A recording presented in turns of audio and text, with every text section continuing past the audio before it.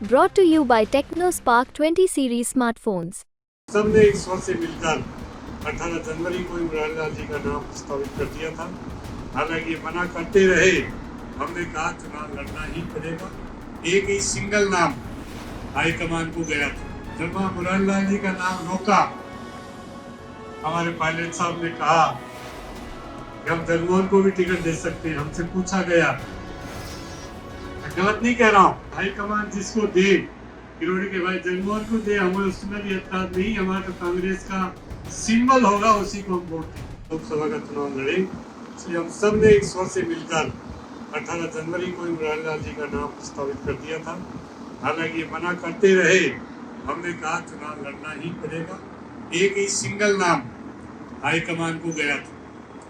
जब वहाँ इमरान लाल जी का नाम रोका, हमारे पायलट साहब ने कहा कि हम जगमोहन को भी टिकट दे सकते हैं। हमसे पूछा गया, मैं गलत नहीं कह रहा हूँ, जगमोहन को टिकट दे दो, हमको तो किसी का एतराज नहीं। हाईकमान जिसको दे, किरोड़ी के भाई जगमोहन को दे, हमें उसमें भी एतराज नहीं। हमारा तो कांग्रेस का सिंबल होगा, उसी को हम वोट दें।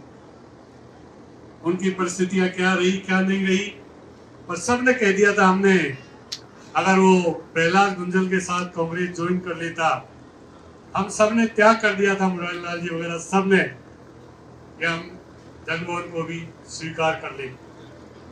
उसके बाद परिस्थितियां क्या रही, इमरान लाल जी को मैंने कहा प्रहलाद गुंजल ज्वाइन कर चुका, अब आपको टिकट फाइनल कराना चाहिए। जब ये मंडारी आए, फिर उन्होंने दूसरे दिन अपना टिकट फाइनल करवा लिया और आज हमारे बीच है।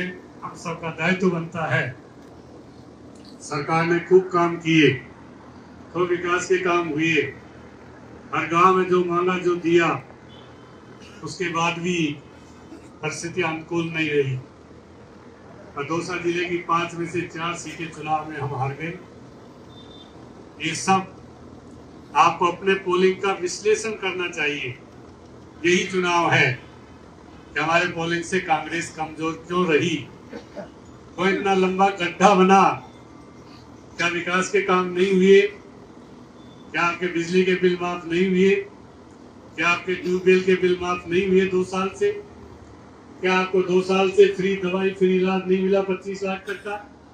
कौन सा ऐसा काम था जो आपका नहीं हुआ? पूरे कैंप चलाकर 3 महीने हर आदमी को उनसे जोड़ा गया, बिजली का बिल 0 आ रहा है। पता नहीं क्या वहां के लोगों ने उसकी ध्यान ही नहीं दिया विकास की ओर।